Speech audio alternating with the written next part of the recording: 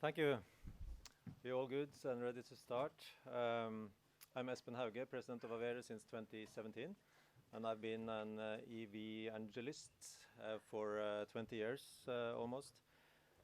We have for a long time pointed towards the facts of what is possible. Now we see it becoming reality. Dreams of a green and safe future is coming true because of excellent engineering, visionary management, and hard work by a lot of great people.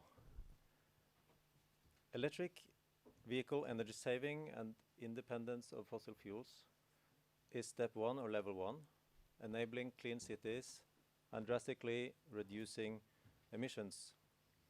Also enabling a thriving European car industry and additional EV ecosystem industries after the wasteful and polluting internal combustion engine will come to an end in 2035. But there's more work to do. Step two or level two is removing all emissions in the life cycle of the products. That job is not done yet, certainly. But I want to use this quest as an example to show two things. And one is we need collaboration. And second, there is hope. First on collaboration, we used to say about EV life cycle assessment that although EVs are always way better than ICE vehicles, it's hard to make a clean product in a dirty economy. But through the concerted efforts of all members of the ecosystem, we will clean up the economy. And as an example, Polestar, our newest AVERE member, is a leader in this, but they need hundreds of other companies to do their part in order to succeed. I believe this is a good example of why AVERE is growing so fast now. Because we plan to clean up the economy in terms of emissions, starting with our own businesses, because collaboration works. Second, there is hope. We need more hope. Looking at the news from the COP27 now, steps are made slowly, but many of us feel that it's a bit too slow. But we can show the world that the clean future can and will be accelerated. That we do not need to waste resources, energy or nature like we used to do. And this is what I see in the 10 to 30 year perspective. For AVERE, for our members, and in the panel today, we are here for a reason bigger than business. We will get excellent business results, but a part of the reason for that is that we have a bigger purpose. I'm also proud to say that AVERE is rated as one of the most positive associations in Brussels when it comes to the environment. We are a catalyst for working together to secure sustainability in every way, social, ecological, and financial sustainability. Thank you all for your impact. Again, welcome. Soon Eric Mark will introduce the panel and himself, but first of all now to Beatriz Yordi, Director, Carbon Markets and Clean Mobility at DG Climate at the Commission. Very happy to have you here. Excited to hear your speech. Thank you.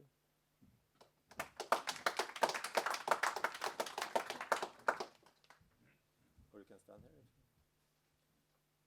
As you like. Unless you want to stand there. No, I'm sitting down. Then I come here, which is easier than sitting alone. So big pleasure to be with you today. It's my first time with AVERE, but I'm sure it will not be the last time. So we have very proud that also we have an agreement some weeks ago on the car and vans, and that was the first agreement under the Fit for 55. Let me just make a little bit of pass. We have a new commission with a new mandate, and the new mandate was the Green Deal. The Green Deal said we want an economy that is climate neutral for 2050. This was like crazy. Voices were like, were completely realistic, that we will not make it, that it will be the end of the European industry and the citizens. So there were a lot of Cassandra voices. They were very positive voices, I have to say. And we are, since that date, constructing. We have a climate law, which is a European directive, so a European law agreed by both co-legislators, so Parliament and Council, democracy. And in this law, we are saying climate neutral for 2050. There, we are decided to put, sorry for the hyperactivity, but I think it's for a good cause. We know that with our hyperactivity, we have pushed hyperactivity in Council, Parliament, stakeholders, everybody rushing, but I am convinced that it's for a good cause. And after the Fit for 55 and after the climate law, we say, let's update all the instruments we have in our hands, legal instruments, and aligning with the -55 objective for 2030. Cars and vans was #1. And it was great to have, when I'm director of these dossiers since January, in the Commission more than 20 years, and ETS directors in more than 5 years. But I remember saying, okay, we are having an agreement on the target from both institutions. Honestly, it's not every day that we have that. Normally, the target is at trialogues at night, debating with all of them, and we have an agreement there, which is a fantastic signal that there is an agreement, that the path is there. And this agreement, it would have been impossible without your support, let's be clear. I mean, never ever we have such an agreement between co-legislators without a strong backing of stakeholders. So we know that there are other more critical voices, but big thanks for being there with this vision, and that we are transforming the industry. We know who said it was easy, but what's our philosophy, and it's not just a philosophy, that it's something of theoretical, but also operational, is that climate change is not only the burden that we know. We know that we work very close with insurance companies, because the non-action cost is a cost of billion, the order of billion. And we know that can be also a tragic phase. And not only on Vanuatu or Marshall Islands, Belgium, Germany, I mean, Central Europe, Southern Europe, all over Europe. So we know that it's not only the burden or the catastrophe, but we know that there's opportunities. And here we are. What is the opportunity for the European industry to become global leader? What is the opportunity for citizens to have another car, which is electric car, and is not a combustion engine? So this is the opportunity that I would like also to insist. A message that I come is that we are talking about European law. European law is something very serious. So the target is there. The direction is there. There's no doubt. And let me just recall that message. We know the direction. We know that the path is not going to be easy. But here we are also to support with other instruments. To support with instruments and also with other policies. Because, and that's why I have this dossier that you say, what is the relation between a carbon market and a standards, is because we are, as we know, that is not an easy path. We are also trying to have a directive, European law, on ETS, emission trading, and building and transport. And I think that we are convinced that this could be also a very good business case for decarbonization of the car and vans industries. In this, not alone, and there are very important brothers and sisters to the standards, which are AVERE, infrastructure. We will not make it without infrastructure. And also with a renewable energy policy, what is the sense of electrify if our mix is not clean enough? So we need really to advance there. So there is a whole constellation, and this is the approach of the Fit for 55 and the Green Deal. Let's go systemic. Let's go transversal. And here we are overlapping. Sorry, we are not overlapping. We are go transversal and systemic, because it's not one policy that will make it all. So this is, and if I can make that also for you to be aware that in this, in the emission trading debate, that we are working to close the deal before Christmas. there is a part called the Social Climate Fund, and the Social Climate Fund can also change the perspective that an electric car is not only for rich citizens, and that this electric mobility are for high-class luxurious. And this Social Climate Fund, it could put, and we are talking about, Council talks about 59 billion. We are talking about 72 billion. Parliament goes in our line. So quite an important part of money, and zero emissions mobility electrical vehicles are part of that. So just an attention that there are other arenas where that can be clear enablers for our policy. So just to close, because I'm happy as I started, very happy to be here, confirm the clear signal, and also give you the medal, because you have helped us in being #1 in Fit for 55. We'll need to celebrate more. But the 2035 milestone in the CO2 standards can only made possible by having industry strongly committed. And here is where you are at the center of this transformation. Thank you very much.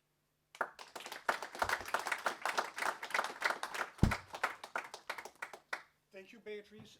Is it possible to take one question from a journalist who has an urgent deadline? Yeah. Yeah, I think yes. Go ahead. Thank you, that's really kind. It's a question about, so in the CO2 for car standards, there's that clause, I can't remember the wording, where there's a review clause, and I think there's that phrase, if appropriate, the Commission could possibly put forward a proposal for e-fuels or low carbon fuels or zero carbon fuels. You know, obviously from Parliament's side, that was, there's this fear that e-fuels and the extension of the the internal combustion engine would be a way around it, and there's quite a fear of that, you know, in terms of zero carbon or carbon neutrality. I was wondering how do you see that? Are you quite fearful of that circumvention of, you know, what's been a fairly clear vote in the Parliament and from the Council against e-fuels? Listen, the law is the law. I mean, this is what I studied physics a long time ago, and I'm recycling of a kind of a lawyer, if I could say. I mean, the law is the law. We have a directive adopted by both co-legislators. This is clearly one thing. We have a review clause, and the review clause will assess the effectiveness of the regulation. I think that we have many laws where we have having a good look of what's happening. It doesn't mean that it diminishes the power of this 2035 commitment. The e-fuels, our position, and is clear and public, is that we need alternative fuels for maritime. We were really touching the agreement, crossing fingers that we have an agreement on maritime. There's an urgency to have alternative fuels. There's an urgency to have alternative fuels in aviation. These are the sectors that we are pushing, and this is why we have refuel and EU fuel, I mean, all the maritime and aviation proposals.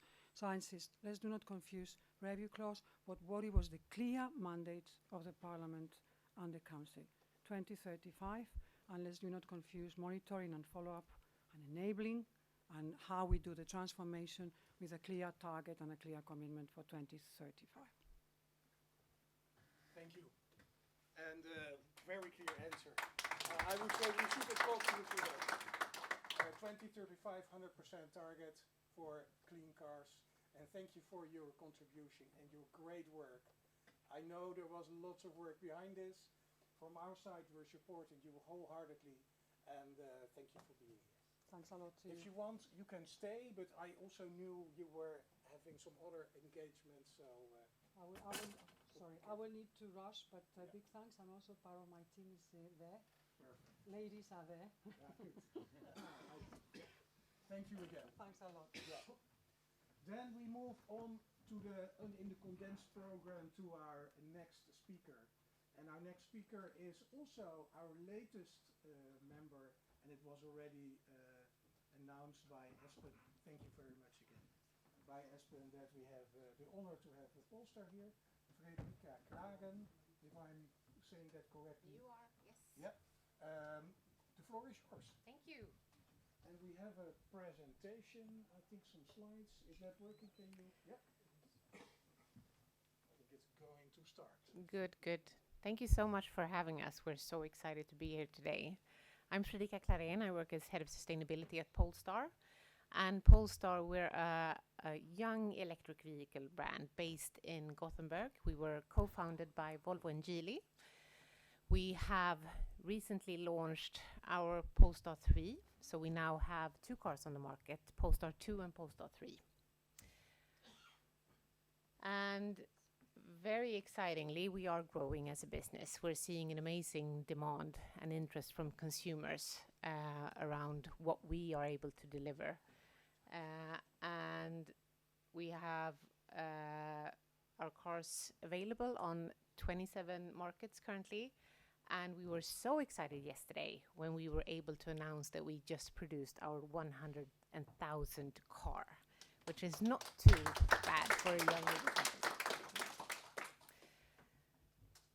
We are focused on pure progressive performance, and we are going all in on 3 core strengths as a young brand: design, innovation, and technology. And we are going to do our utmost to use these 3 core strengths to really get to where we want to be when we have a society that builds on sustainable values and where we as a company improve that society. And we see that we are founded in this significant time when we so clearly have data. We cannot shy away from, the challenges we face as a world and as an industry. We are in a rampant climate crisis. We are seeing biodiversity loss at an unprecedented scale. We have growing inequalities around the world still, but we have amazing solutions to tap into. And electric vehicles are a powerful climate solution already today. I'm going to show you some numbers afterwards. If you're still on the on the fence about this, there's clear data to prove it, like Espen said also. But they're the most underutilized climate solution out there, and it's so frustrating to see that in 2022 only 1.5% of the world's cars are electrified. The industry is clearly not showing up in time in the climate crisis. So as a company, we want to change this. We are focusing on 4 sustainability pillars in everything that we do. And of course, I'm going to focus on talking about what we do in terms of climate here today. Everything we do is based on data. And when we launched Polestar 2 on the market in 2020, we were also able to publish the carbon footprint for that car and the full LCA methodology for everyone to read. And this is the numbers that we had for the Polestar 2 for the model year that we delivered in 2020. And that model year, we were also able to compare to the Volvo XC40 ICE, our dear affiliate Volvo that we work a lot with, and especially in developing the LCA methodology. And it so clearly showed, electric vehicles have a lower carbon footprint than its ICE alternative, regardless of how you charge it and no matter what kind of mileage you calculate with. And it also so clearly showed that we have to go for decarbonization now as an industry. We have to stop focusing on investing in legacy technology and tailpipe emissions and really put all of our resources and work into decarbonizing the production and the use phase. As a company, based on this data, we set 3 targets for ourselves in line with the IPCC 1.5 degree pathway and the carbon law. We will be climate neutral as a company in 2040.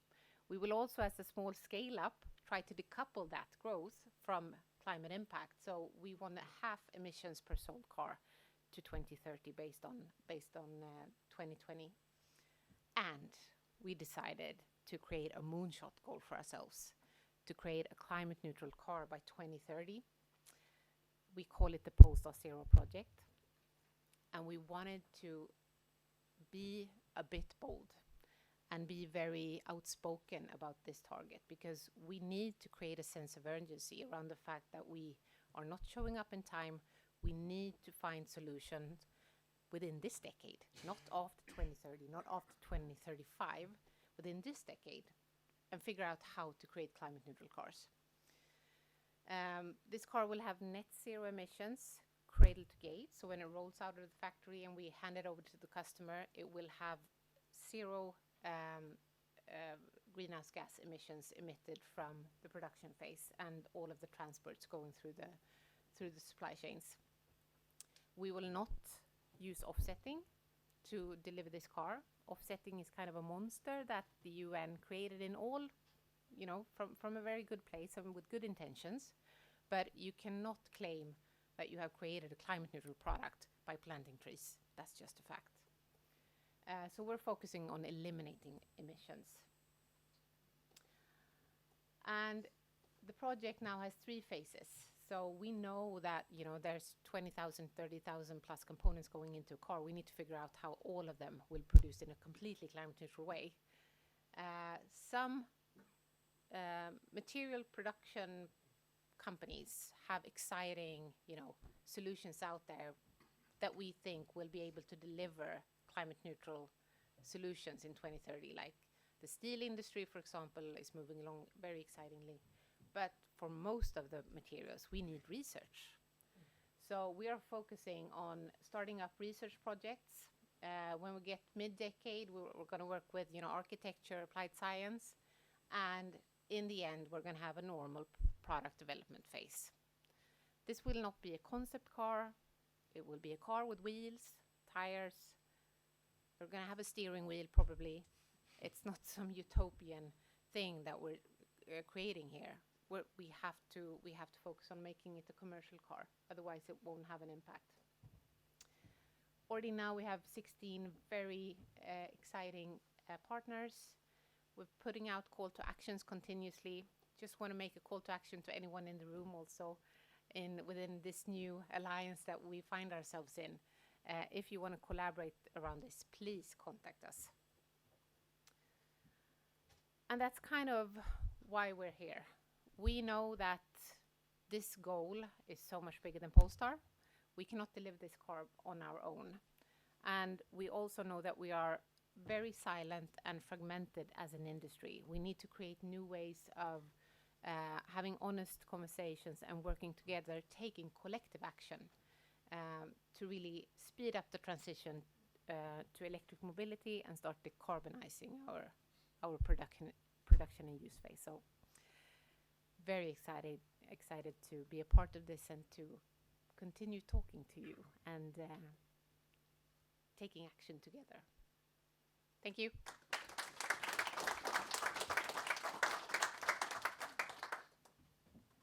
Thank you very much for this nice explanation. Not only 2030 zero tailpipe, but zero factory gate. I think that's a real interesting move.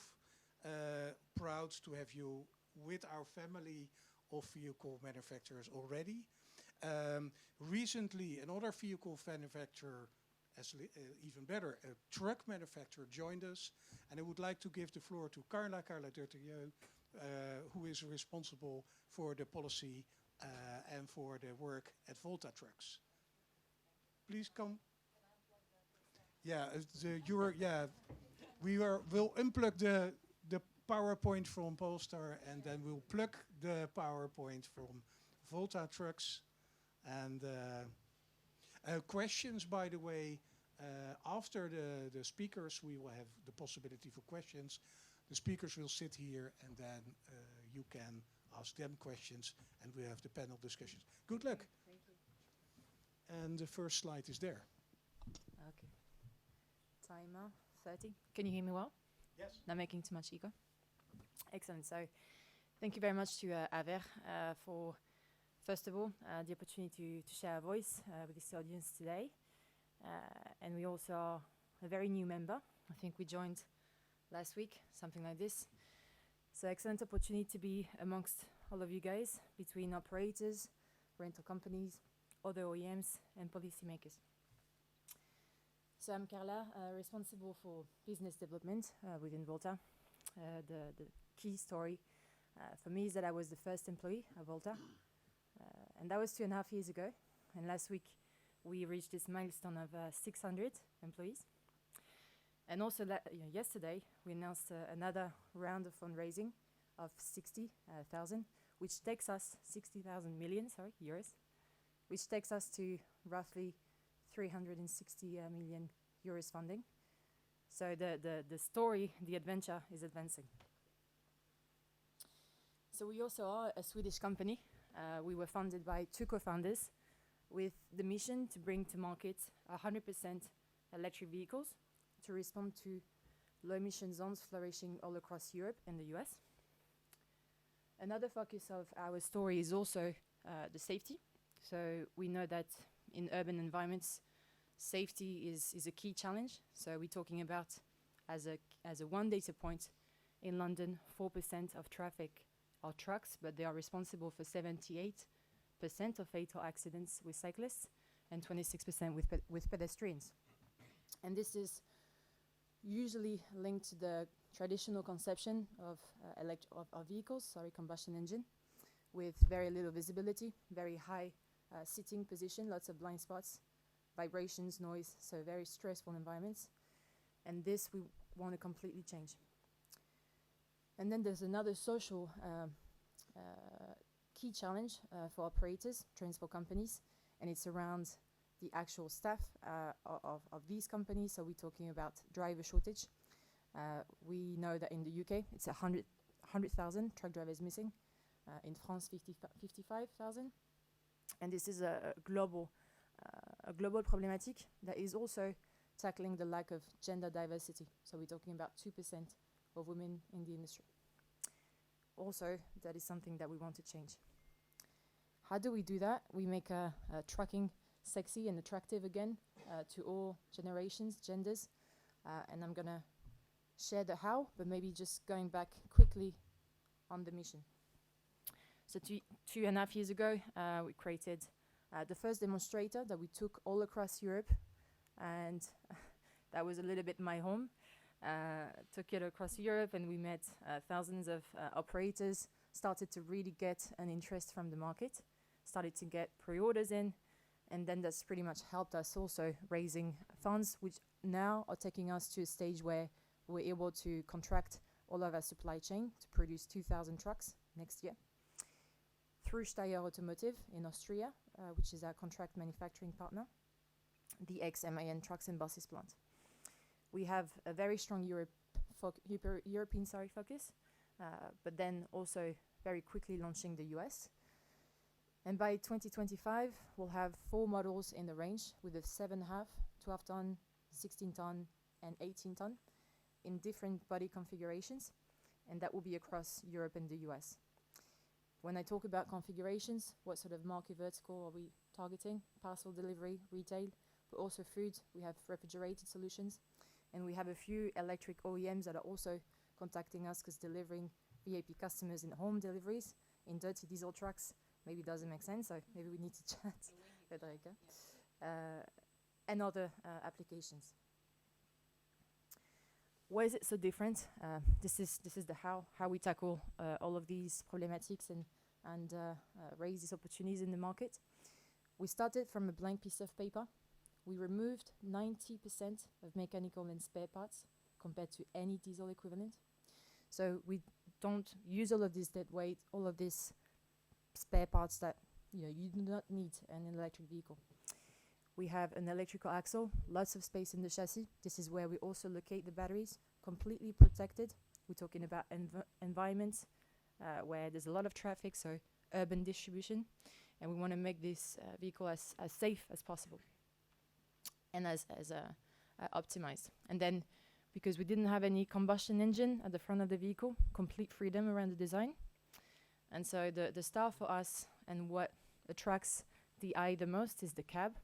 So we have a lowered cab compared to any diesel equivalent. So we have SUV height in terms of vision. So be able to create that eye contact with any users.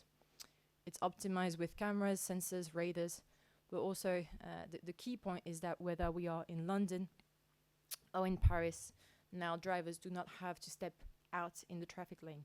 I explain. We're in the center of the vehicle. I park whether on the right side, on the left side. I make my door slide. I stand up in my cabin because I can, and I simply hop out on the pavement side. Okay? So I remove all of these situations that are essentially causing work accident or even worse. Okay. So this was the why, the what, and this is very much the how we're making this transition happen. As we said, we need to make it as accessible and as simple for all sized operators. Obviously, we are working with companies, biggest companies out there like the DB Schenkers and others, but the reality in the transport market is that these companies work with thousands of subcontractors. And we're talking about operators that sometimes have 1 truck, 2 trucks. And you're talking about electric vehicles. This sounds completely mystical to them, right? Because they do not know where to start. It's plenty of new stakeholders. It's expensive, it's complicated, it's complex. They don't necessarily own the real estate. You know, all of these challenges. So now, how do we solve this? Through what we call truck as a service. The bottom line is you get the vehicle financed and in the bespoke configuration for your operations. And then essentially you add the services on an a la carte basis based on your requirements. And it goes from charging infrastructure, consultancy service as well to understand which design of charging infrastructure does every operator needs, because there's no one solution fits all. And then it's insurance, financing, telematics. Training is also a core component and very important to optimize range. And then the maintenance and service. And that is probably the biggest decision criteria. Which uptime am I able to, is Volta going to guarantee? And how do we do this? It is a hybrid solution between our own site, but also relying on third-party service networks. Example, the ZFs, the Bosch, the Fredrika of this world. We are in a tender process now to cover all of Europe, and there will be a mix between pan-European partners plus local champions. And then this is the rollout. So we go very quickly. I've never seen such a pace in an organization. As I said, focus on Europe with the two, let's say, spearhead markets, which are UK and France. Why? Because of the strongest or most aggressive low emission zones, congestion charges, direct vision standards, all of these regulations and incentives that are major tailwinds for electric vehicles. Spain is also a large market. Obviously, Germany, we know, is the biggest market out there in terms of registrations and volume. And then we have all of the rest. We are also launching the Nordics, which is obviously a very mature market for electric vehicles. And the rest, it's too short to put it on it. So this is the story. I think we get asked the question a lot, what's the competition? I think the market is too big to talk about competition. There's not enough supply. And the message that I have for OEMs is that we need to bring as many solutions as we can for operators to have a market, to have solutions. It's not about who's going to be best. It's about bringing enough supply to the market. And then it's for everyone to work together to make this possible. And we don't talk about the vehicles only. We're talking about the electrical supply, the grids, all of these key components that are vital for this to happen. And we need to take action now, if not yesterday. Thank you very much. If you have any questions.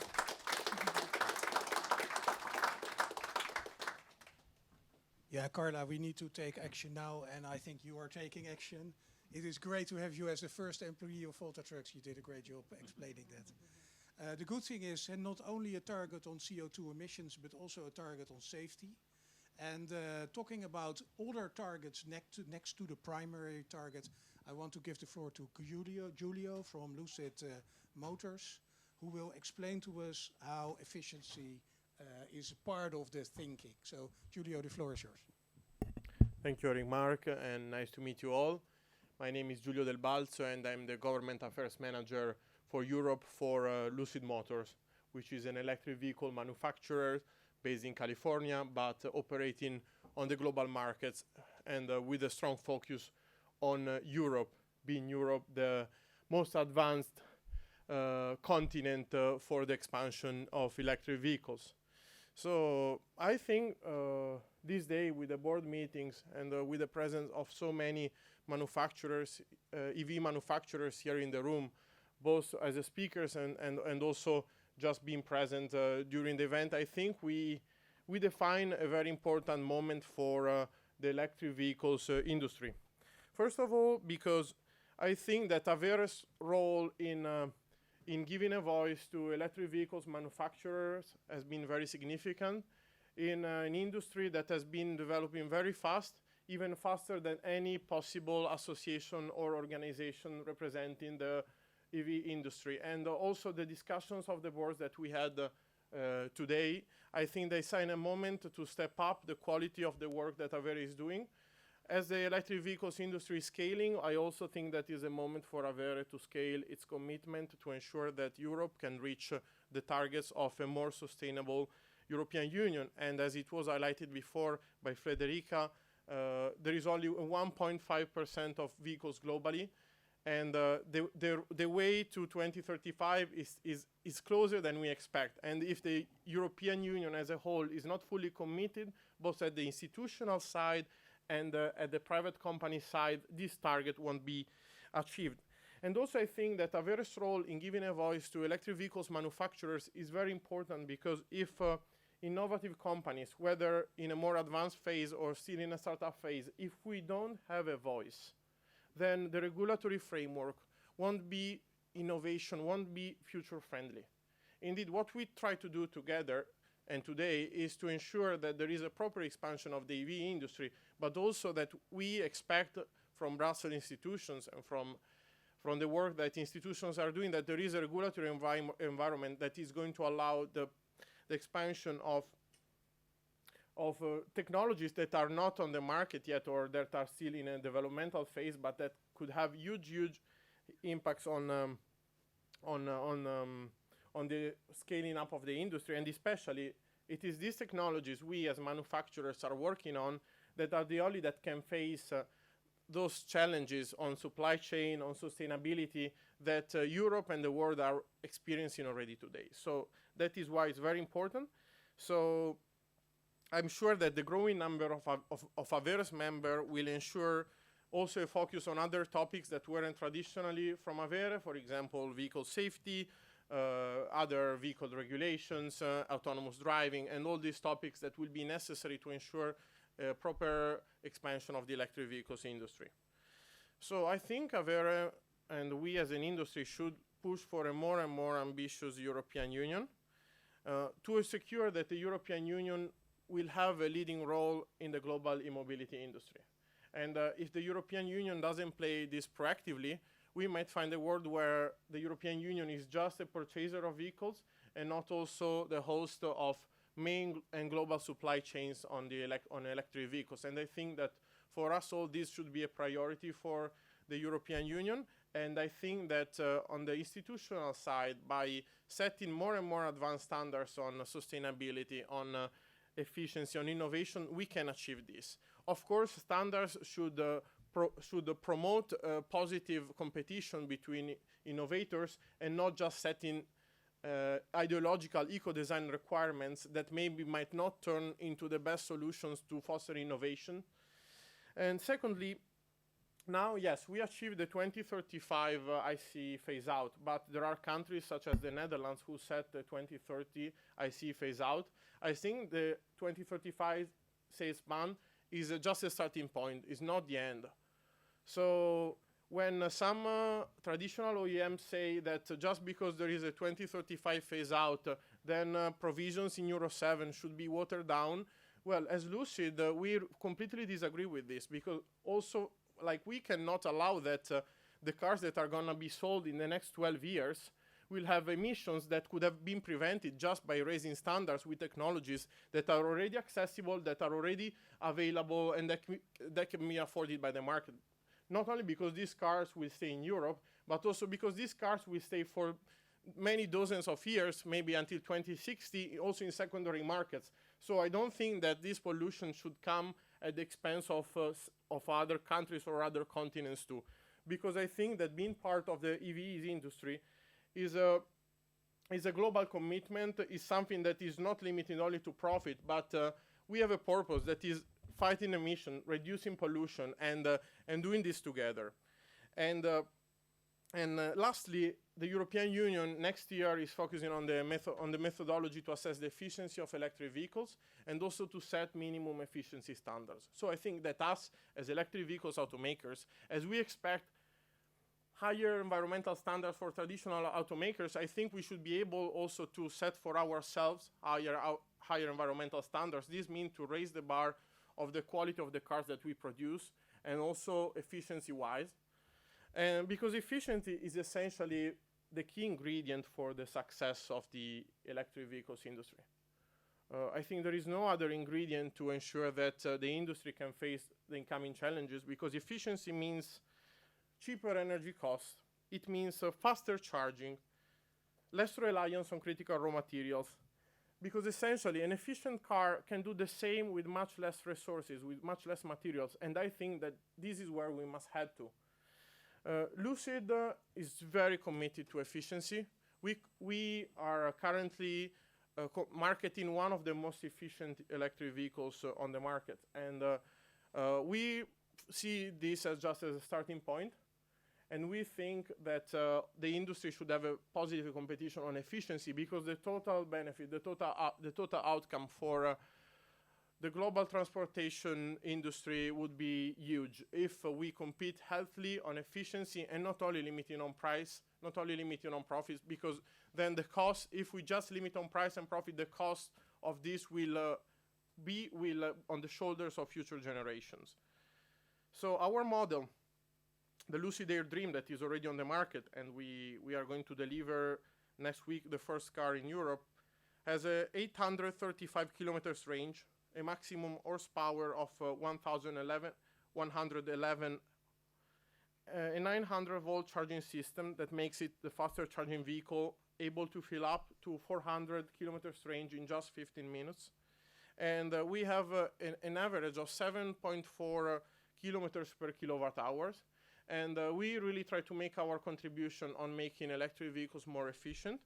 And also we work not only to sell our cars, but also to license our technology to other OEMs, and also going beyond the cars themselves, but also to boats, military, everything that moves and that can be electric. We are committed to share, to partner with these companies to ensure that there is an as much large as possible expansion of this technology.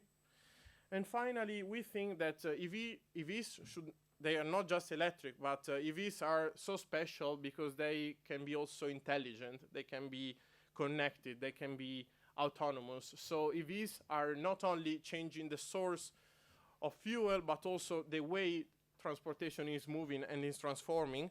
And that's why we think that as AVERE is very important to support every measure to foster smart and bidirectional charging, also AC bidirectional charging, because all these smart charging, AC bidirectional charging measures could really have huge benefits on the transportation industry as a whole. When cars become more than just vehicles to move, but they become, for example,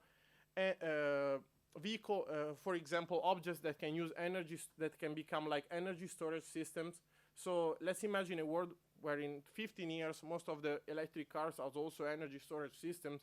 What the benefits could be on the grid, the integration with renewable energy. So we think that the role that EVs automakers and the EV industry as a whole will play will be much more than just selling electric cars, but this could be just a way to support the whole transition of the sustainability of the energy industry, of all the markets towards something that has less environmental cost for the planet. So really, I think today we can prepare and set a milestone to work together and to continue towards this direction with a louder voice, with a stronger voice that can really come only through the commitment of every one of us. So as Lucid, we are here, we are ready to make our part. So we are really glad to work with you. And last but not least, I really want to welcome our new members, especially the Swedish members. We all know that a Swedish presidency is incoming with the next European semester. So we are really aware that your presence, your role could be very helpful for AVERE and for the industry as a whole to convey these topics to policymakers and to help them be braver and more ambitious. Thank you. Thank you, Giulio. And of course, again, a 100% target for 2030, but also a target on efficiency. Now we had 3 vehicle manufacturers. We had the European Commission. But I think it's very important to also have the largest customer, the largest buyer of vehicles on the floor. And we are really happy to have Enterprise Holding and Enterprise Rent a Car joining us as a member as well. I would like to give the floor to Ben Lawson to talk about that. Thank you. Thank you, Eric, Mark, and thank you to your entire team for putting on a really great event. Now, as you say, we're not actually a maker of vehicles, and we're not even based in Sweden. So, you know, what are we doing here? But we do very much appreciate sharing the stage with Polestar, Lucid, and Volta as leaders in the EV passenger and commercial vehicle segments. Most people would imagine that passenger vehicles are at the core of enterprises' business, leisure and tourism business. But we also serve a wide range of corporate and government customers, many of whom come to us for commercial vehicles. The movement of passengers and freight is right at the core of everything we do. So growing access to EVs across all vehicle classes is very important to the whole of our business. And as you'd expect, we're investing in all the latest decarbonisation technologies, operating EVs, electric vans, and we're actually currently trialling some cutting-edge electric fridge trucks with some of our customers. And we do act as that test bed for manufacturers to see how new technologies operate in real-world conditions, and as a shop window for customers to experience these new vehicle innovations. Many people will experience an EV for the first time through enterprise or through our industry. So I wanted to share with you why we've just joined AVERE, and also what we hope to accomplish from membership of the association in its new extended form. And I'm going to do this by describing Enterprise's electrification journey and the role that we believe electrified shared mobility can play in driving that greater uptake of zero-emission trips. It's now widely accepted that shared mobility can play a key role in providing our citizens, our companies and our cities with the transportation that they need, but at a far less cost to the environment. It's probably not as well known to many of you that we've been in this business of providing shared mobility since 1957. In fact, when we first started 65 years ago, we started selling mobility for 6 cents per mile before we even did mobility by the hour or by the day. And at a time when rental cars were pretty much limited to airports, we realized that people needed mobility where they lived and worked in those communities. So we built our business that was centered in those communities and operated shared vehicles when and where people needed them and accessible in the methods that they wanted to access the vehicles. So although this mainstream acceptance of the environmental and economic benefits of shared mobility can bring, it's relatively new, it isn't something that's new to us at all. In fact, it's part of our DNA. We've been operating this for the last 7 decades.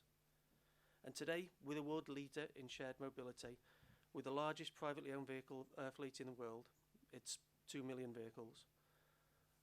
10,000 locations in more than 90 countries, 75,000 employees globally. And we're present across the whole of the EU27 and nearly 50 countries in the EMEA region.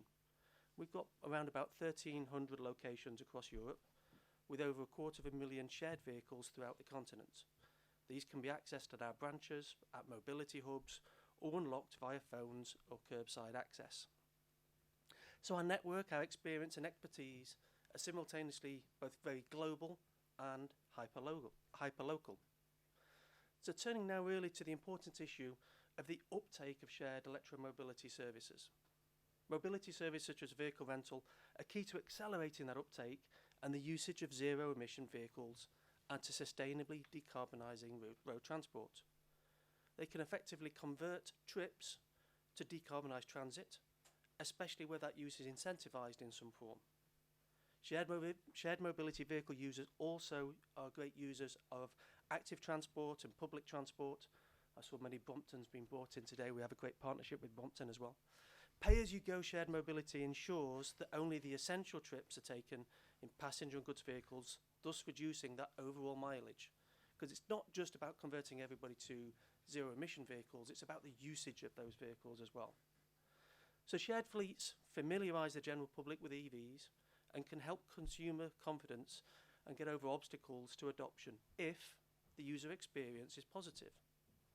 So we believe we can have a valuable shop window effect to multiply the use of shared electromobility services, or to encourage users and businesses to make that leap as the everyday choice of their mobility needs. We are a business whose success is built on listening to our customers, and we learn a great deal from listening to our retail, business, public sector customers about their EV journey. We accompany them on that journey, whether it's for a single leisure trip or whether it's about converting huge fleets over to electric vehicles. And this ranges from choosing the right vehicles, the charging options, and the wider fleet management aspect.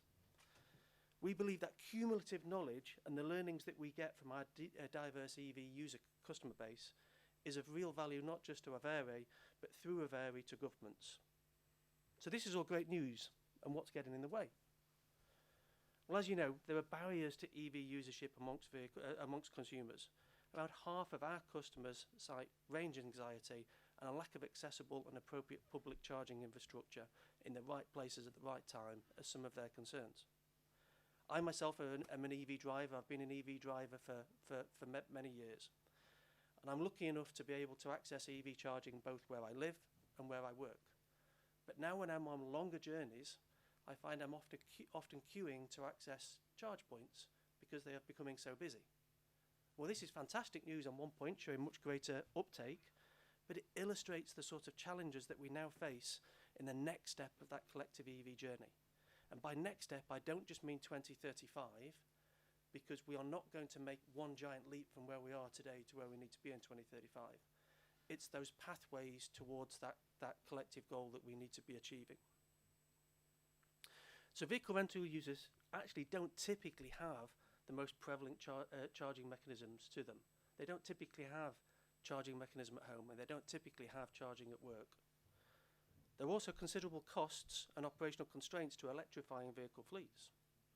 The cost of acquiring and operating EVs can often be 40 to 60% higher in the immediate term than for ICEs, and EV availability is expected to be constrained for the foreseeable future.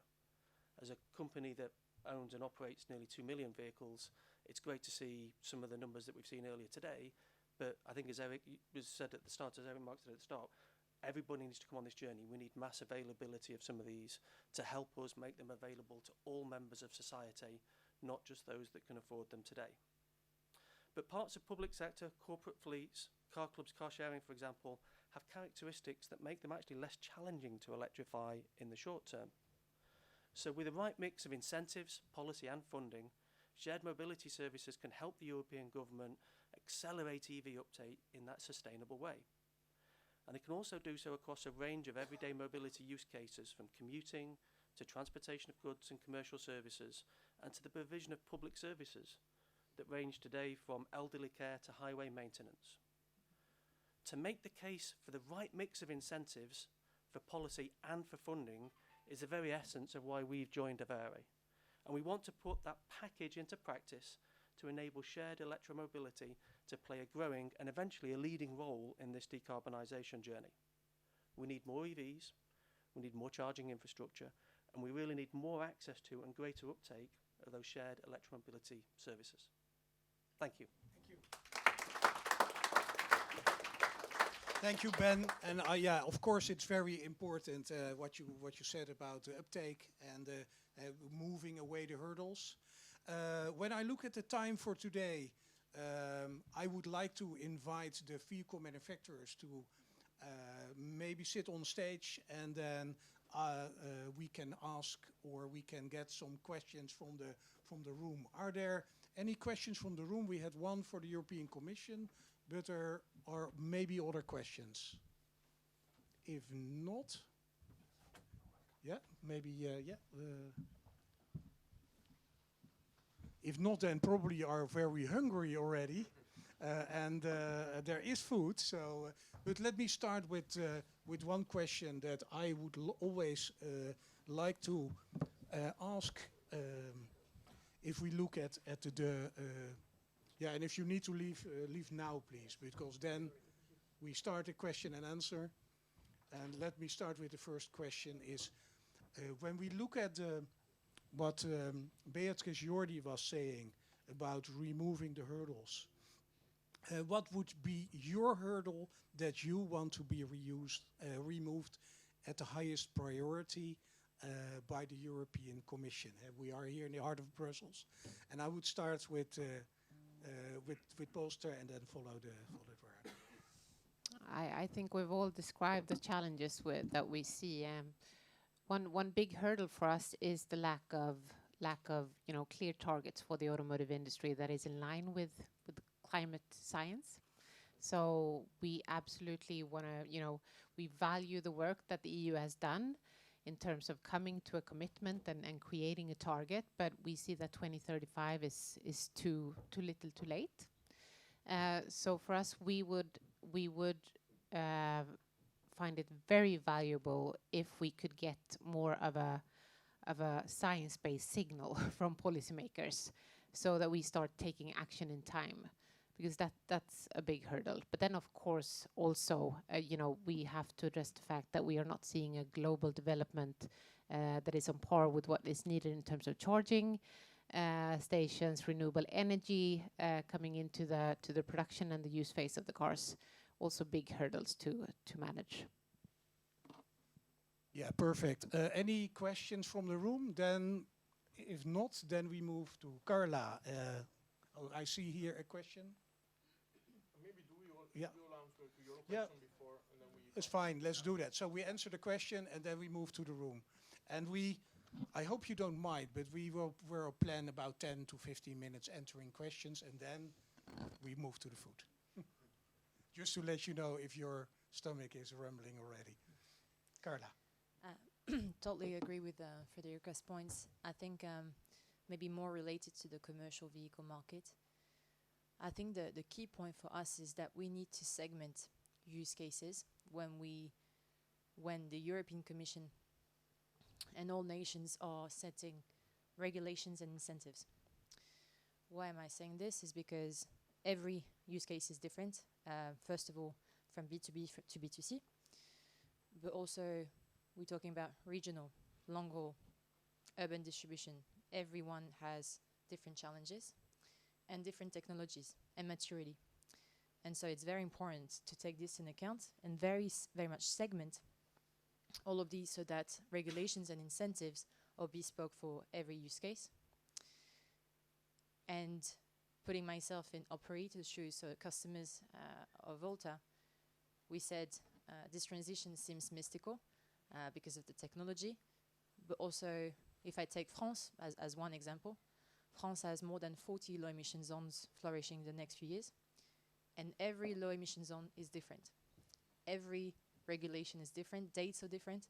So if you're an enterprise and you want to procure your fleet for the next 2 to 3 years, it is so hard to understand where you're starting and where do you procure which technology and how long it's going to be able to sustain in that region. So I think being able to have almost as much simplicity as possible to help operators, and then very important to involve them, because we all here, operators, decision makers, policy makers, but at the end of the day, it needs to work for operators, and making sure that there's no disconnect between the ambition and what is actually achievable. I think it's probably more related to our segment. Yeah, very good. Thank you for that.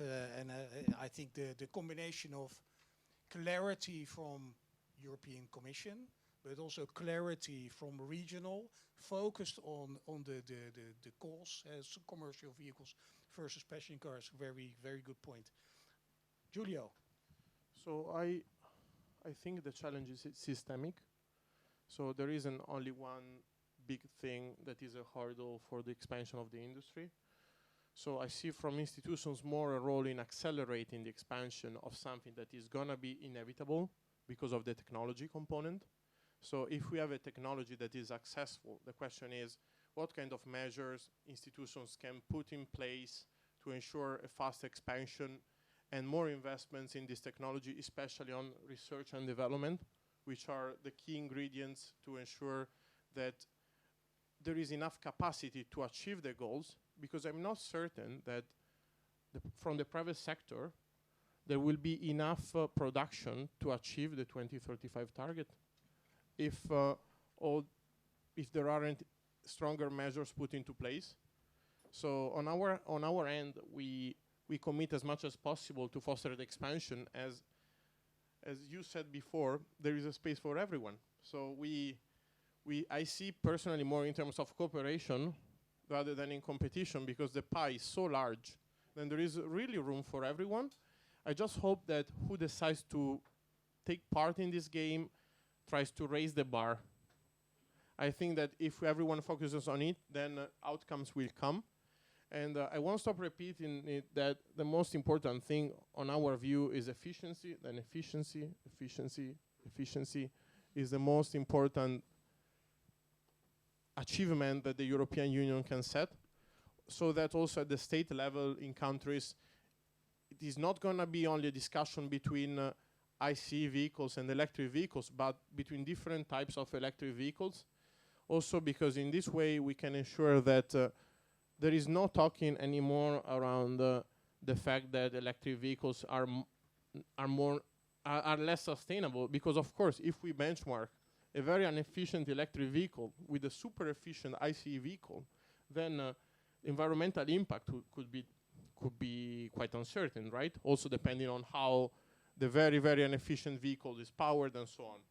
But considering what is available on the market by already existing OEMs and so on, and considering how the industry is expanding, I think that's the main point that the Commission and all institutions also at the state level should focus on. And lastly, there are some little improvements in all European files that we can introduce. I make just an example. In Euro 7.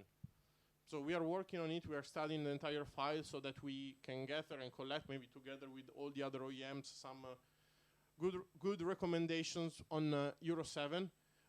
Our homologation team observed that the way the test for batteries is set is not proper for how batteries are expanding. For example, on range, the current Euro 6 framework imposes companies to fully unload and then upload again to 100% the battery when they are testing the battery performance for vehicle type approval. For example, given that new cars, new vehicles have a larger range, we think that going from 0 to 100% every time is something very inefficient and just a waste of money. So I think that our role as AVERE, we have to collect all these points, because maybe something that we see as Lucid, you don't see it, and vice versa. So, and if we can do it together, then the odds to get it done are much higher. Yeah, thank you. And I think the role of AVERE, you point out, is really a role we take at heart. Also, I really trigger on what you said. We are already seeing that we are complying with regulations in Europe, but we put the bar even higher. I see putting the bar higher at Polestar with the the factory gate emissions. I see Volta trucks putting the bar higher at safety. I see you putting the bar higher, and I think that clearly came across on efficiency. I think at AVERE we will do the same. We will push for setting the bar higher. We had a question. Go ahead. Yeah. Let me give you. I can also raise my voice a little bit. No problem at all. For the recording. Okay. No problem. OEM manufacturers, but you're all also very dependent on the infrastructure of chargers. More chargers in the whole of Europe means more efficiency, less weight for the cars is more safety, more sustainable. But what are the things that you're doing as an OEM to get more infrastructure, more chargers, or collaborating with them, or what's your opinion about it? Well, like you say, we have to collaborate around this. We have to create an inclusive, really accessible and efficient way of charging. Otherwise, we will see too slow of an uptake from consumers. So this is crucial. And we really, applaud what Tesla has done recently, where I'm now able, as a Polestar owner, to charge on Tesla's amazing charging stations throughout Sweden and Norway, and so on. And this is really the way to go for the industry, we believe. So, not to have a protectionistic agenda around charging, but rather really being open to collaborate. That's our whole take on it. And we're also working with exciting partners to enable our consumers to get an efficient and also a cost-efficient way of charging. So, for example, we team up with Plug Surfing in Europe to really facilitate this in a good way. And they are also really interesting as a partner that we need to be able to collaborate in a very communal way in the industry. Thank you. Carla? Maybe to add the commercial vehicle perspective, which is way less mature than the automotive infrastructure. For us, the usual business model is that trucks usually come back to the depot. So I'd say 80%. That's the use case. Therefore, we need to equip each customer and design an infrastructure that is meant for their routes and that is feasible in each location. And that requires some consultancy. So the Volta trucks team, I would say, consults each customer in looking at the telematics and looking at the layout and the current consumption and what's the vision. What is the vision within the next 3, 4, 5 years? I take the example, sometimes it's like building a house. You have 4 kids. You're building a big house. Maybe the 4 kids aren't here yet, but that's your goal, that's your ambition. You're going to pull all of the cables, you're going to build the bedrooms. You're not going to do that when the kids arrive, because you're going to have to destroy everything, and it's going to be very costly and time intensive. And it's very important to predict that in your electrification journey, and that we can do. And then it's all about the hardware. Does it match the use case and the needs? But then I do see software and smart charging as one key solution to optimize, and for operators to involve their customers. I give an example. Here, there's a large company called VPD in Brussels. They are a transporter of IKEA. And here, the conversation is to be, IKEA, your goal is 2025 carbon neutral, but I stop in your terminals 1 hour, 2 hours per day. I need you guys to invest in charging infrastructure, because that's going to help me reaching the range that I need, right? So it's, again, involving all of the stakeholders around the table. And then a little bit like car OEMs are doing, it's our responsibility as truck OEMs to also sit together, stop battling, and think about solutions for operators. Thank you. And one sentence, if you have to, because we need to round up. Yeah, the market is very fragmented. We are setting partnership with many CPOs all over Europe, and there are 2 things. As Carla said, everything should be future-proof and ambitious. Secondly, smart charging. So it's very important to foster smart charging. Third, distinguish between, of course, this is not for trucks, but more between home AC charging and what we need on the highway. So the highway needs DC fast charging infrastructure that is potentially future-proof, because most of the new cars, electric cars that are going on the markets, are going to charge much faster. So we must work together for a gasoline-like experience, but with electricity. And also we need homogeneous and harmonized standards all over Europe for AC bidirectional charging. And I want to highlight the part of AC bidirectional charging because it is much more convenient for the customer because the inverter will be in the car rather than having the DC fast charger at home, which is 4 times more expensive than having an AC fast charger at home and having the inverter of the car. So it's very important that to foster this kind of technology. Yeah, thank you. I think we need to round off, but I saw one question from one of the journalists. Can we still have one question? Yes, I see a yes. Go ahead. There's somebody there in the back, and the microphone is here. So, yeah. And then we do the last question, if you are allowing us, and then David go ahead. Iago again. It's so. I mean, in policy terms, where some of us would have covered the diesel, promoting diesel as a way of getting down CO2. When was it? 2011 onwards, we had biofuels promoting that, and now we're at a stage where we've agreed the ICE phase out for 2035. I was wondering, one of you mentioned the word future-proof, and so we're looking at in the Euro 7 standards. We have things about rubber, all the plastic waste. There are other things about the sourcing of batteries. But do you see, looking ahead 5-10 years, any sort of issues that might arise in terms of electric vehicles that you need to be aware of in terms of public awareness, so that we're not faced with another situation where EU legislation hits you and you don't know why and you're defending yourselves? Yeah, so clear question. Is there anyone who wants to? Well, Yeah, Fredrika. we have a huge amount of issues that can hit us. It's yeah. I mean, we are seeing good support from regulation on very important challenges that we face. For example, the battery regulation, which is really a hot topic now, and coming in a bit later than we expected.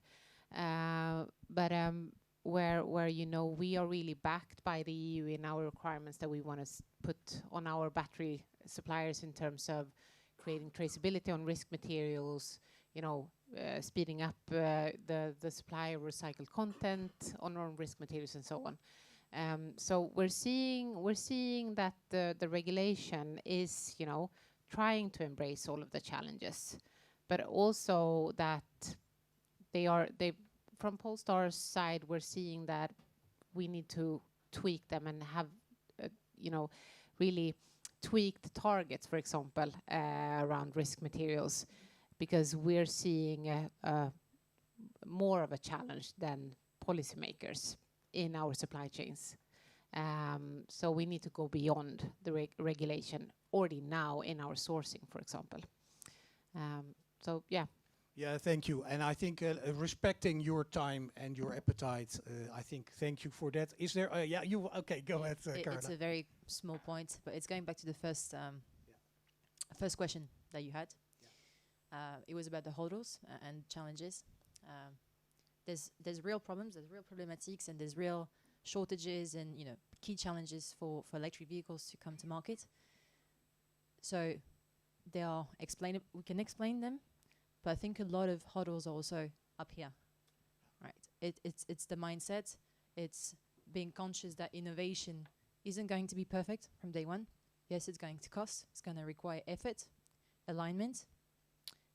But it's also up here, and I think we need, as a group here, to set the example and make action and take action. That was just my last point. Thank you for that. And closing word from my side, from the AVERE team. Thank you for the effort. Thank you for the members to contribute.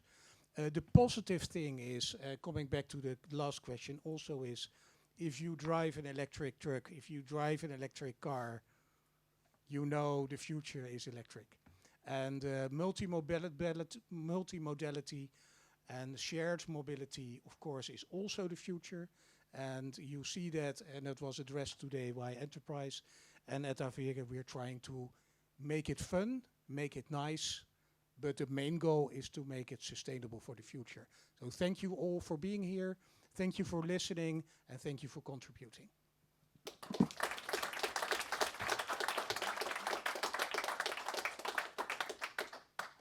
There is food around the corner.